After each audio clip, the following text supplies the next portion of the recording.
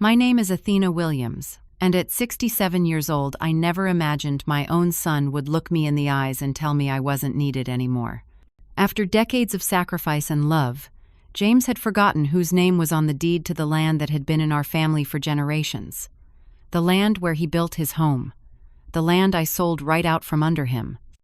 If you're watching this, drop a comment telling me where you're from, and subscribe if you want to hear how I taught my ungrateful son the hardest lesson of his life.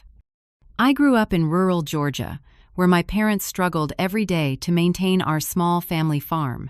They taught me the value of hard work and the importance of land ownership.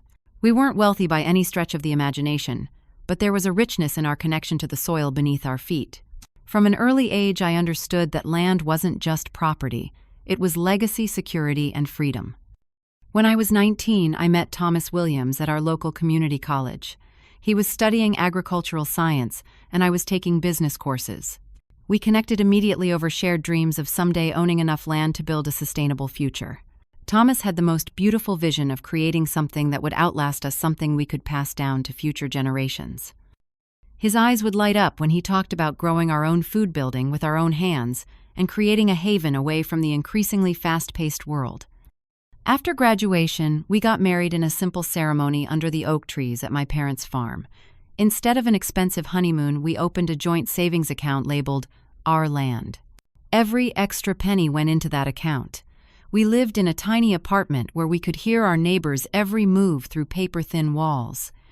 Thomas worked at the county extension office while I juggled accounting jobs for 3 small businesses in town. For 15 years, we sacrificed everything for our dream. No vacations, no fancy dinners, no new cars.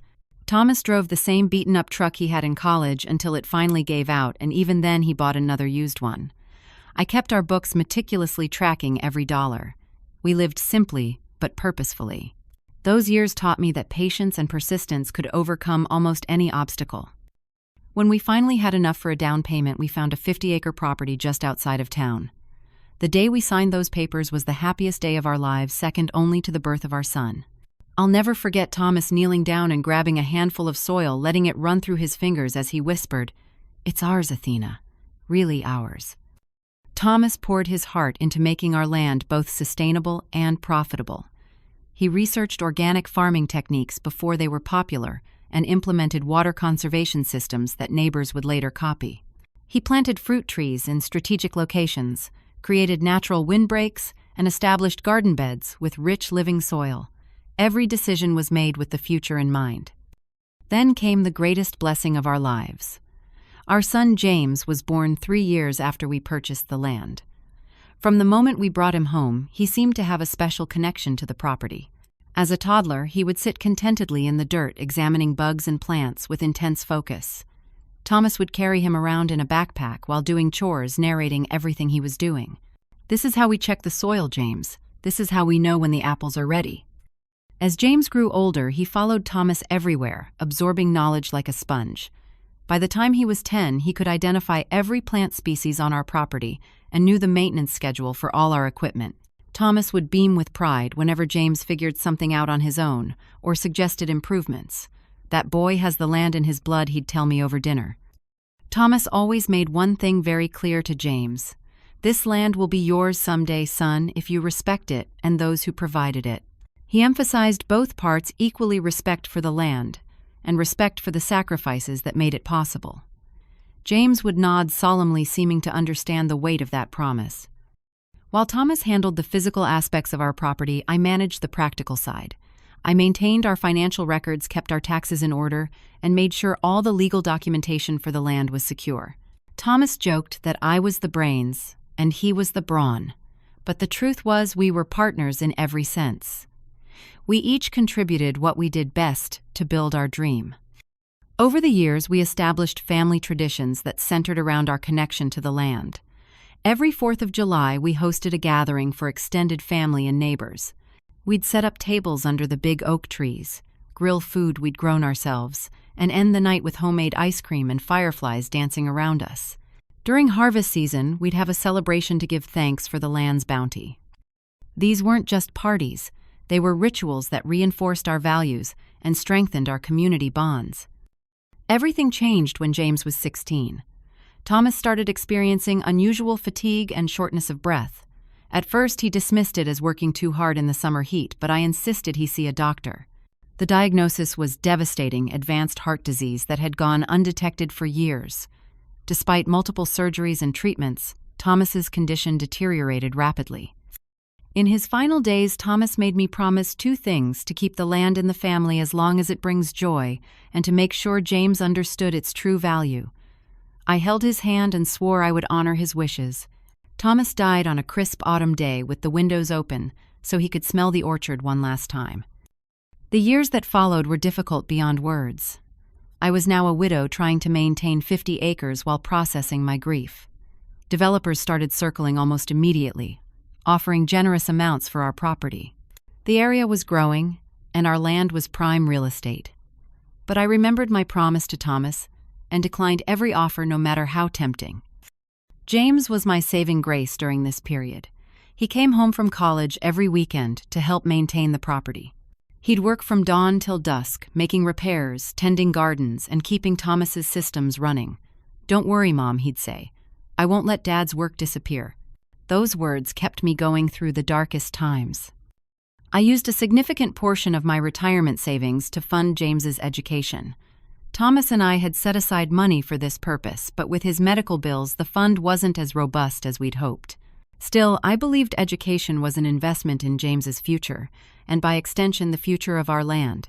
James graduated with honors, and during his graduation dinner, he raised a toast to my parents who gave me roots and wings. "I promise to take care of you, Mom, and to honor Dad's legacy with everything I do." I cried tears of joy that night, believing that despite our loss, Thomas's vision would live on through our son. James landed a good job at an environmental consulting firm after college.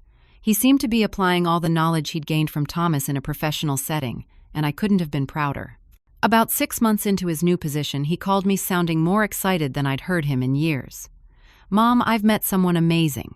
Her name is Diana, and I think she might be the one."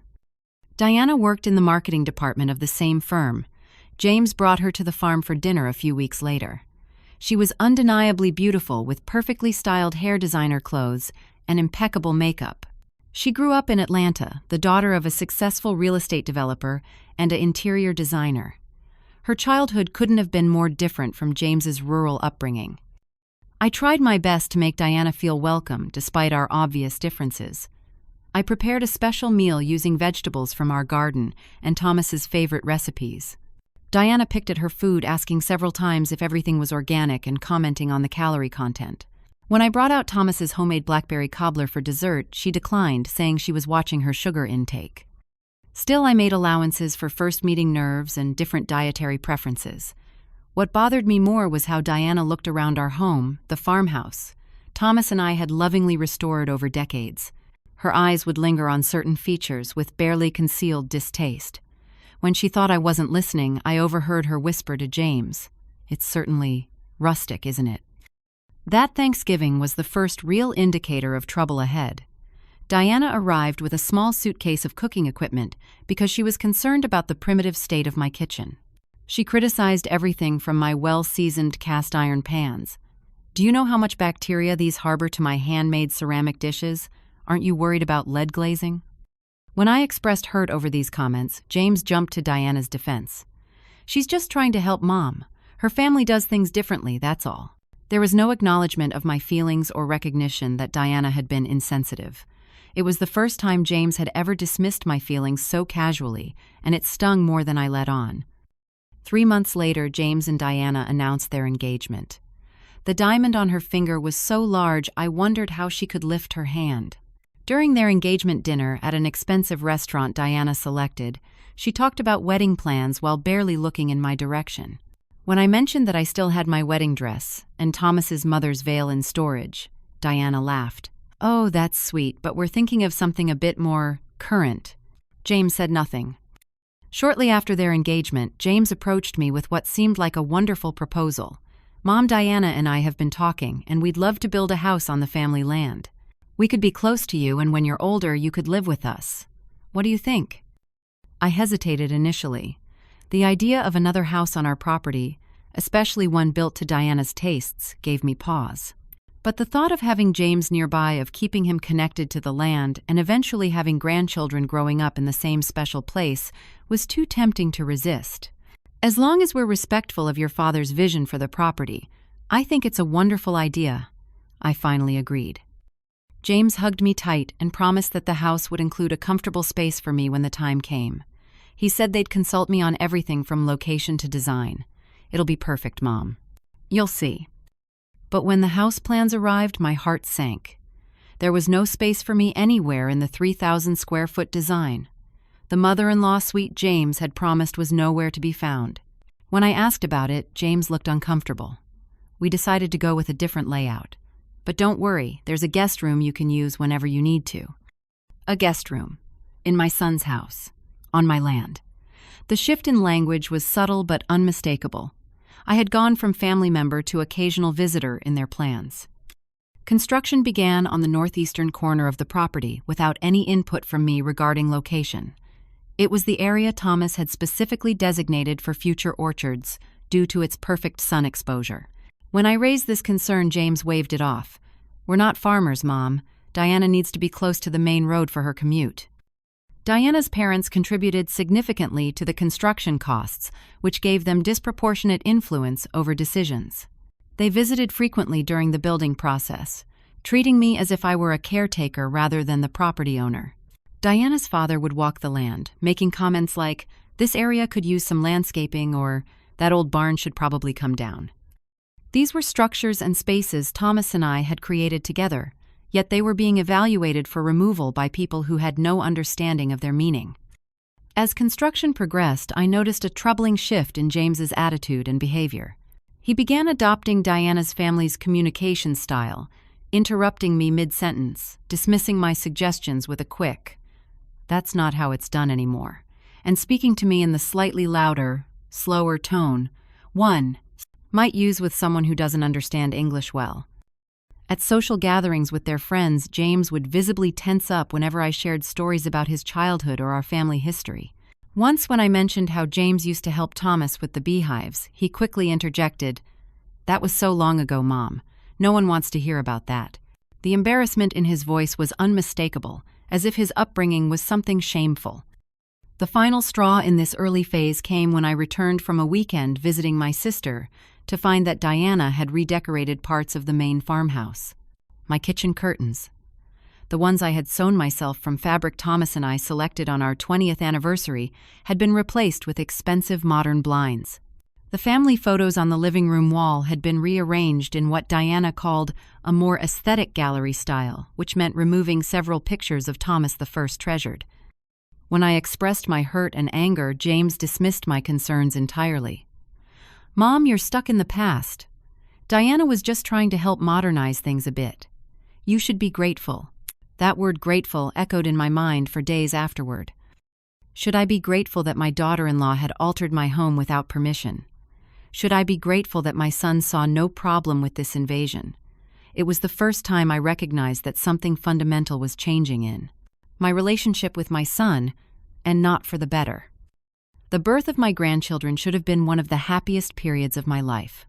Lucas arrived first, followed by Sophia 2 years later. I wept with joy when I held each of them for the first time, seeing echoes of Thomas in their tiny features. I had so many plans teaching them about the land, sharing Thomas's stories, showing them how to identify birds by their calls, just as I had taught James. But Diana's parents quickly established themselves as the primary grandparents. They were given first access to the children for holidays, birthdays, and regular visits. Diana's mother was always called first when babysitting was needed, despite the fact that I lived on the same property. When I did get to care for the children, Diana would leave pages of detailed instructions and call multiple times to check in. Once, while feeding baby Lucas, Diana's mother walked in and immediately took him from my arms. "You're holding him wrong," she said, adjusting his position slightly. "And that's not how we burp him." The "we" stung almost as much as having my grandson removed from my embrace.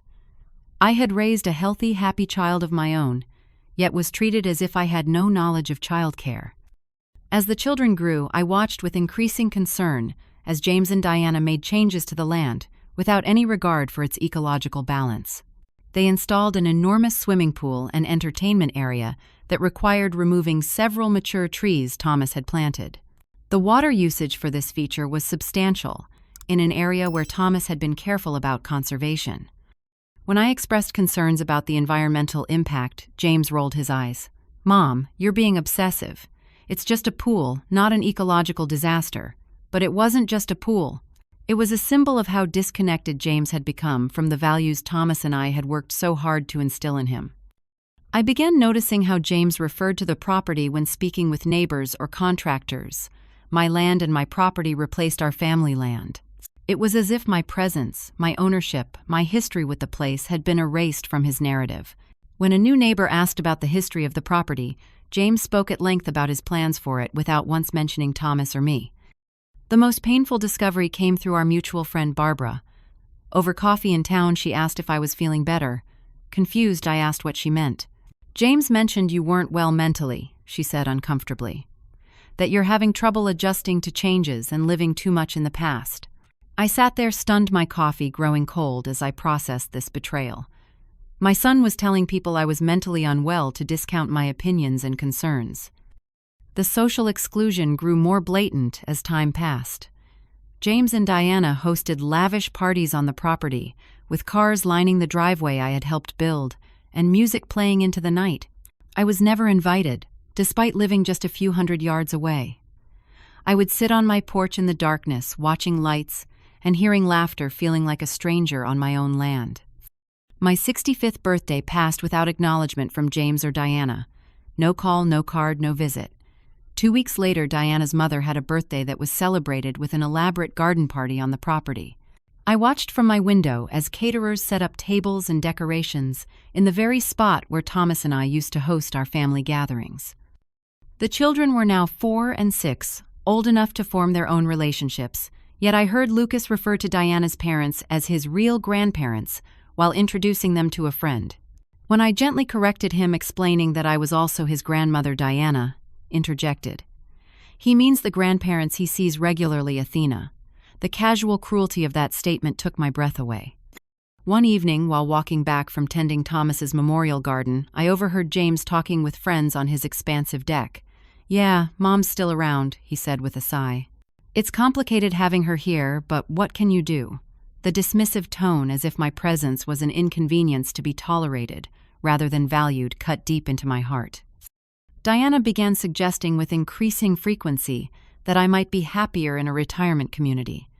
"There are lovely places with people your own age," she would say. "You wouldn't have to worry about maintaining all this." Each time I reminded her that the land was my home, that Thomas and I had worked our entire lives for it. Each time she would smile thinly and change the subject. One spring morning, I went to tend my vegetable garden, a smaller version of the one Thomas and I had maintained for decades, only to find it had been demolished overnight. In its place was a dirt area marked out for an expanded garage. No one had consulted me, no one had warned me. Years of carefully nurtured soil, perennial herbs, and berry bushes Thomas had planted were gone bulldozed without a thought. When I confronted James, tears streaming down my face, he seemed genuinely confused by my reaction. "It's just a garden, Mom. You can start another one somewhere else if it's that important to you."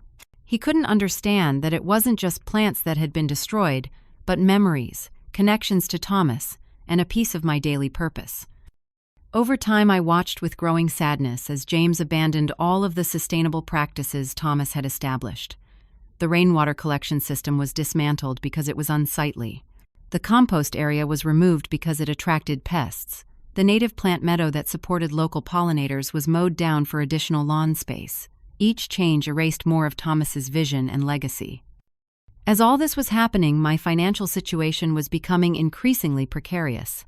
I was paying property taxes on 50 acres, while James contributed nothing despite his family occupying an increasingly large portion of the land. My retirement savings were dwindling faster than planned due to some health issues and rising costs. When I delicately broached the subject of James helping with the tax burden, he seemed shocked. "But this is your property, Mom. Your responsibility. We have our own mortgage to worry about." The mortgage on a house built on land I owned. Land that had been paid off decades ago through sacrifice and hard work. I said nothing, but something inside me began to shift. For the first time, I started to question whether I was honoring Thomas's wishes by allowing his legacy to be systematically dismantled by our own son. Every August since Thomas passed, I had organized a family reunion that brought together relatives from across the country. It was a tradition Thomas had started believing that family connections needed to be actively maintained. I began preparations early, sending invitations and planning the menu using recipes that had been passed down for generations. 2 weeks before the event, Diana announced they had planned a luxury vacation to the Caribbean during the same dates. "We've already paid the deposit, so we can't change it now," she said with a shrug. "Maybe you should reschedule the reunion." Reschedule an event that 25 people had already arranged travel for, an event that had been held on the same weekend for over 30 years.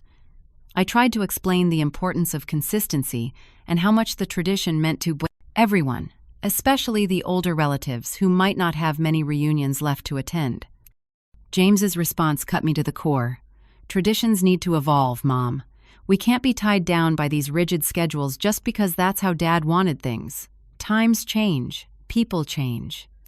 People certainly do change, I thought, looking at my son, who now seemed like a stranger wearing James's face. The boy who had once helped Thomas write personalized notes on each reunion invitation was now dismissing the entire event as an inconvenient relic. A few days after this conversation, I was looking for an old photo album in the barn storage area when I came across an open box. Inside were Thomas's carefully maintained tools, his hand planes with handles worn to the shape of his grip, his grandfather's level, with the brass still gleaming from Thomas's regular polishing, the specialized grafting knife he used in the orchard. Curious why they were boxed up, I checked James's online accounts and found them listed for sale on an antique tool website. Vintage farm tools, great decorative pieces, read the description as if these extensions of Thomas's hands were merely rustic wall hangings. I confronted James that evening, the toolbox sitting between us on the kitchen table. "These were your father's. He wanted you to have them, use them, pass them down, not sell them as decorative objects." James sighed with exasperation. "They're just collecting dust, Mom. No one uses hand tools like these anymore. They're outdated, just like this house, and half the things you insist on keeping." "This isn't about the tools," I said, my voice shaking. "This is about respect. Respect for your father, for our family history, for the sacrifices we made to give you everything you have now." James stood up abruptly, his chair scraping against the floor. "Not everything is a sacred relic. Mom, Dad's been gone for 15 years. 15 years. At some point we have to move forward instead of living in this museum to the past that you've created." "Moving forward doesn't mean erasing what came before," I countered, standing my ground. "Your father built everything you're now treating as disposable." That's when he said the words that would change everything between us. Looking directly into my eyes with a coldness I'd never seen before, James stated, "You're not needed here anymore, Mom. We've outgrown you. Your constant reminiscing and rules about what we can and can't do on this property are exhausting. It's time for you to step back and let us live our lives." I felt as if I'd been physically struck. Tears welled up in my eyes, not from sadness, but from shock at the casual cruelty from my own child. "I'm still the owner of this land." I reminded him, my voice barely audible. James laughed, actually laughed, and called me old drama when he saw my tears. "It's just paperwork, Mom. Everyone knows this place is effectively mine now. You're just maintaining it until I take over completely." Diana, who had been standing in the doorway during this exchange, didn't say a word in my defense. Instead, she wore a satisfied expression, as if a plan was coming to fruition. She placed a proprietary hand on James's shoulder and added, "We're hosting an important dinner for Diana's boss next weekend. It would be best if you stayed in your part of the property during the event. We don't want any awkwardness." I stood there, Thomas's tools scattered on the table between us, feeling more alone than I had even after his death. Without another word, I gathered the tools and walked back to my house, the original farmhouse that was now treated as an inconvenient appendage to their expansive modern dwelling. That night I couldn't sleep. I sat at my kitchen table, surrounded by old photographs and the legal documents Thomas and I had so carefully prepared over the years. Our wills, property deeds, tax records, all meticulously organized in Thomas's leather portfolio. As I reviewed them, I made a discovery that Thomas in his wisdom had anticipated problems I never could have imagined. The land was solely in my name. not jointly owned with James, as I had vaguely recalled. Thomas had left it exclusively to me to protect our legacy, as his attached letter explained. I stayed up until dawn, looking through windows at the land, silhouetted against the rising Sunday the orchard Thomas had planted, the pond he had dug by hand. The gardens now mostly paved over for James and Diana's expansive hardscaping. I thought about Thomas's deathbed request to keep the land in the family as long as it brings joy. I asked myself honestly, was there still joy here for me? Or had it been systematically stripped away, along with the garden's traditions and respect? As the first birds began their morning songs, the same melodies that had accompanied Thomas and me through countless dawns, I made a decision. I would no longer allow myself to be taken for granted, diminished, or erased from my own life story. The land that had once represented our shared dream had become the stage for my humiliation. Something needed to change, and since James refused to adjust his behavior, I would have to be the one to act. The next morning I called my old friend Laura, who had worked as a real estate attorney for 30 years. We had attended the same church since our children were small, and she was one of the few people who knew the full history of the land and what it meant to Thomas and me. "Can I come by your office today? I need some legal advice." Laura welcomed me with a hug and concern in her eyes. Over coffee in her quiet office, I explained everything that had been happening. She listened without interruption, occasionally making notes. When I finished, she reached across her desk and squeezed my hand. "First, let me say how sorry I am that you're going through this. It's not right and it's not your fault." She pulled out some legal documents and explained my options clearly. "As the sole owner, you have complete legal right to make any decisions about the property. James has no claim unless you've signed something giving him ownership rights." "I haven't," I confirmed. "Then, legally speaking, you could sell tomorrow if you wanted to. The house James built complicates things somewhat, but not insurmountably. He would be entitled to compensation for the structure, but not the land it sits on." I felt a strange mixture of relief and grief at her words. The power I thought I had relinquished was still mine. But the fact that I was even considering using it represented a profound failure of the future Thomas and I had envisioned. "I need time to think," I told Laura. "This isn't a decision I can make lightly." Of course she nodded. "But Athena, whatever you decide, remember that Thomas wanted the land to bring joy. From what you've told me, it's bringing you pain instead. That matters." Over the next week, I went through an agonizing decision process. I walked every inch of the property, remembering moments with Thomas, watching how the light filtered through trees we had planted together. I sat by the pond where we used to have picnics, now surrounded by Diana's imported decorative grasses that had invaded the native plantings. Curious about the land's current value, I researched property values in our area. Development had boomed in the 15 years since Thomas died, and agricultural land was now prime real estate. According to several real estate websites, our 50 acres could be worth triple what we had paid for it, even accounting for inflation. With Laura's guidance, I discreetly interviewed 3 potential buyers while James and Diana were on their Caribbean vacation. The first 2 were developers who spoke enthusiastically about subdivisions and maximizing building density. Their visions made my stomach turn. Thomas would have been heartbroken to see his careful stewarding of the land erased for cookie-cutter houses. The third buyer was different. Harold Thompson had made his fortune in sustainable development and was looking for a property to demonstrate ecological building practices.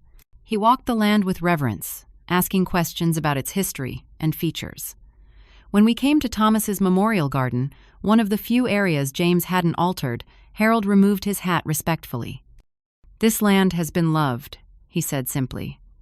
"I can feel it." We sat on my porch discussing his vision, a small community of energy-efficient homes integrated with agricultural spaces, preserving the pond orchards and wooded areas. Most importantly, Harold understood my emotional attachment and offered terms that honored it. I would have time to remove personal items and family heirlooms, and certain features like Thomas's memorial garden would be protected in perpetuity. Still, I agonized over the decision. Was I betraying Thomas by selling? Was I acting out of spite toward James? Was there another solution I hadn't considered? The questions kept me awake night after night. One evening I drove to the cemetery where Thomas was buried. I hadn't told him about my deliberations, feeling somehow that voicing them would make them more real. Sitting beside his headstone as the sun set, I finally spoke aloud all that had happened. "I don't know what to do, Thomas. I promised to keep the land in the family, but James doesn't value what we built. Every day, more of your work is destroyed." I traced the letters of his name on the cool stone. "You said to keep it as long as it brings joy. There's no joy left for me there, just constant reminders of how little our son respects what we created." As twilight deepened around me, I felt a sense of clarity slowly emerging. Thomas wouldn't have wanted me to be a martyr suffering daily indignities while watching his legacy dismantled piece by piece. He had specified, "as long as it brings joy," for a reason. He had given me an out of permission to make a different choice if circumstances changed. "I think I know what I need to do," I whispered, pressing my palm against his headstone. "I hope you understand." The next day, I met with Laura and signed preliminary papers with Harold. With each signature, I felt both intense guilt and growing empowerment. I was taking control of my life again after years of allowing myself to be marginalized. As the sale process began, I carefully planned which family treasures to remove from the property. Thomas's tools naturally, family photographs and albums, the handcrafted furniture Thomas had made, seeds from plants he had cultivated. I worked quietly during the hours when James and Diana were at work and the children at school. Despite everything, I set aside a significant portion of the proceeds for Lucas and Sophia's education. Their college funds would be held in trust regardless of their parents' behavior. The children were innocent in all this, and I wanted to fulfill what would have been Thomas's wish to provide for their future. The night before the final signing, I barely slept. Doubts crept in with the darkness. Was I making a terrible mistake? Would this permanent rupture with James be worth the momentary satisfaction? Should I call it off and try once more to make him understand? Each question led to the memory of James's cold eyes as he told me I wasn't needed. Diana's satisfied smirk, the casual erasure of Thomas's legacy, and my own diminishment to the role of inconvenient elder. By morning, my resolve had solidified again. As I dressed for the closing meeting, I felt Thomas's presence more strongly than I had in years. "I'm doing the right thing," I said to his photograph on my dresser. Not the easy thing, but the right one. Somehow I knew he would agree. The closing meeting took place in Laura's office. Harold brought champagne, which seemed inappropriate given my conflicted emotions, but I appreciated his excitement about the property's potential. As I signed the final papers, transferring ownership of the land that had been the center of my existence for decades, I felt both hollowed out and strangely liberated. When Laura handed me the certified check, the amount was staggering. Financial security for the rest of my life, plus substantial inheritances for my grandchildren. "It's done," she said quietly, squeezing my hand. "Are you okay?" "I will be," I answered, believing it for the first time. I drove home, no, not home anymore, to the property to collect the last of my personal belongings. From the main road, I could see cars parked along the driveway. James and Diana were hosting yet another gathering, this time a welcome-back party for themselves after their vacation. The irony wasn't lost on me. I had planned this moment carefully.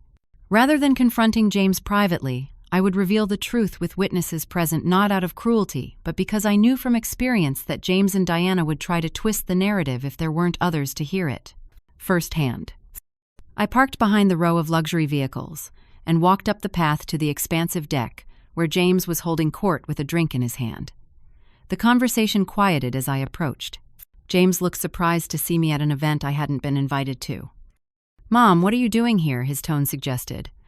"I was trespassing rather than walking on land I legally owned, at least for a few more minutes." "I came to introduce you to someone," I said, gesturing to Harold, who had followed me from the closing in his own car. "This is Harold Thompson, the new owner of this property." James stared blankly, then laughed. "Very funny, Mom. Always with the jokes." He turned to his friends. "My mother has an unusual sense of humor." I handed him the closing documents. "It's not a joke, James. I've sold the property, all 50 acres, including the land your house sits on. Mr. Thompson has generously offered a 30-day period for you to vacate." The transformation of James's expression from amusement to shock to horror was almost cinematic. He frantically flipped through the papers, his hands shaking. "You can't do this. This is my land. Our family land." "It was my land," I corrected gently. "As you've reminded me, Countless times paperwork matters, and the paperwork has always shown me as the sole owner. Diana pushed through the stunned guests, grabbing the documents from James. "This is a trick. It has to be." Her voice rose to a shrill pitch as she scanned the legal language. "You spiteful old woman. You're destroying our lives over some petty grievances." Harold stepped forward then, his manner professional but firm. "Mrs. Williams has sold the property legally and fairly. I'll be placing survey stakes tomorrow to mark the boundaries for the first phase of development. I understand this is shocking news, but I hope we can handle the transition with mutual respect." James's friends began awkwardly departing, mumbling excuses about other commitments. The party dissolved around us as James stood frozen, the reality of his situation slowly sinking in. "You told me I wasn't needed here anymore," I said quietly for his ears only. "You were right. I'm not needed. But as it turns out, neither are you." The days that followed were chaotic. True to his word, Harold brought surveyors who placed stakes around the property, including areas James and Diana had considered exclusively theirs. James contacted 3 different attorneys, all of whom confirmed what Laura had already explained to me: the sale was legal and binding. James attempted to secure financing to buy back the property, but Harold had no interest in selling. "I have a vision for this land," he told James politely but firmly. "A vision that respects its history and natural features in a way that your plans never did." I had found a comfortable condo in a nearby town and moved in with the essentials from the farmhouse. I left most of the furniture for James and Diana to deal with, taking only what had sentimental value. Each day I received increasingly desperate messages from James, starting with anger and accusations, then moving to negotiations and promises of change, and finally descending into pleas and expressions of regret. I didn't respond to any of them, not out of cruelty, but because I knew any conversation would be manipulated into making me the villain of the story. James and Diana needed time to accept the reality they had created through their own actions. A month after the sale, I drove past the property on my way to a doctor's appointment. Moving trucks were parked in front of James and Diana's house. Workers were carefully removing the expensive fixtures and furniture they had so proudly installed. James stood in the driveway watching as other workers began dismantling the pool area that had replaced Thomas's carefully planned garden space. His shoulders were slumped, his expression vacant. For a moment, my heart ached for him. Not for the entitled man he had become, but for the boy who had once followed his father around with wide-eyed admiration. That evening, the knocking started, insistent, desperate pounding on my apartment door. Through the peephole, I could see James disheveled and red-eyed. "Mom, please. We need to talk. You can't do this to us. To your grandchildren. Please." I stood silently on the other side of the door, tears streaming down my face. Every maternal instinct urged me to open it to comfort my child in pain. But this wasn't a skinned knee I could kiss better or a nightmare I could chase away. This was the natural consequence of years of choices, his choices. Opening that door would restart the cycle of disrespect and erasure. Some lessons can only be learned through loss. So I remained silent, allowing the knocking to eventually fade away, replaced by the soft sound of my son's defeated footsteps retreating down the hallway. The months following the sale were a period of adjustment and rediscovery. My new condo was smaller but bright and easy to maintain. For the first time in decades, I didn't have to worry about property taxes, roof repairs, or frozen pipes. There was freedom in the simplicity, though I missed the connection to the land that had been part of my identity for so long. I struggled with guilt and second thoughts. Had I been too harsh? Should I have given James one more chance? Was I punishing my grandchildren for their parents' behavior? These questions would ambush me at unexpected moments while unpacking a box of Thomas's books or catching a whiff of freshly turned soil that reminded me of our gardens. To combat the doubts and loneliness, I forced myself to join community groups at the local library and senior center. I volunteered teaching basic business skills to women re-entering the workforce. Slowly, I began forming connections with people who knew me as Athena, not as James's mother or Thomas's widow. For the first time in years, I was seen for myself, not as an extension or remnant of others. New friendships developed, particularly with a group of women in similar life situations, widowed or divorced, establishing independent lives after decades defined by family roles. They didn't treat my age as a liability, or my memories as burdensome. Instead, they valued my experiences and perspective. We shared meals, attended concerts, and even took a weekend trip to the coast, something I hadn't done since Thomas died. Meanwhile, James's communications evolved. The angry letters accusing me of betrayal gave way to more reflective messages. "I've been thinking about Dad a lot," he wrote 3 months after moving out. "About the things he taught me that I forgot or chose to ignore. I understand better now what you were trying to preserve." I read each letter carefully, but maintained my distance. Words were easy. Thomas had taught James that actions reveal true character, and I needed to see sustained change before risking my heart again. Through mutual friends, I learned that James and Diana had separated. The loss of status and financial security had revealed fundamental differences in their values and priorities. Diana had moved back to Atlanta with the children, while James rented a small apartment and took a job with reduced pay after his firm downsized. The humbling experience of starting over without the privilege he had taken for granted seemed to be catalyzing genuine reflection in James. He began volunteering at the same community garden where Thomas and I had once contributed time. He reached out to family members he had previously dismissed as not sophisticated enough for his social circle. Small steps, but meaningful ones. 6 months after the sale, I agreed to meet James at a neutral location, a coffee shop downtown. When he walked in, I barely recognized him. The designer clothes and carefully maintained appearance had been replaced by simple, practical attire. He had lost weight, and new lines around his eyes spoke of difficult reckonings. "Thank you for meeting me," he said, his voice lacking the confident authority I'd grown accustomed to. "I wasn't sure you would." "I almost didn't," I admitted. We sat in awkward silence for several minutes before James spoke again. "I've been trying to figure out when it all went wrong. When I stopped being the son Dad raised and started becoming someone he would have been ashamed of." "It wasn't one moment," I said. "It was a series of small choices that became a pattern." James nodded, tears forming in his eyes. "I convinced myself I was building on what Dad created, making it better, more modern. But I was really erasing him bit by bit because it was easier than living up to his example." He looked directly at me. "And I did the same to you. I treated you as an obstacle instead of the person who gave me everything. I'm so deeply sorry, Mom." His words touched me, but I had learned to be cautious with my trust. "Apologies matter, James, but rebuilding what was broken will take time and consistent action, not just regret." Over the following year, James worked to earn back a place in my life through persistence and humility. He called regularly without expectation. He listened to my stories about Thomas without impatience. He asked questions about family history he had previously dismissed. Most importantly, he respected my boundaries without complaint or manipulation. When Diana allowed the children to visit him, he brought them to see me. The first visits were strained with Lucas and Sophia, unsure how to interact with the grandmother they had been taught to discount. But children are remarkably adaptable.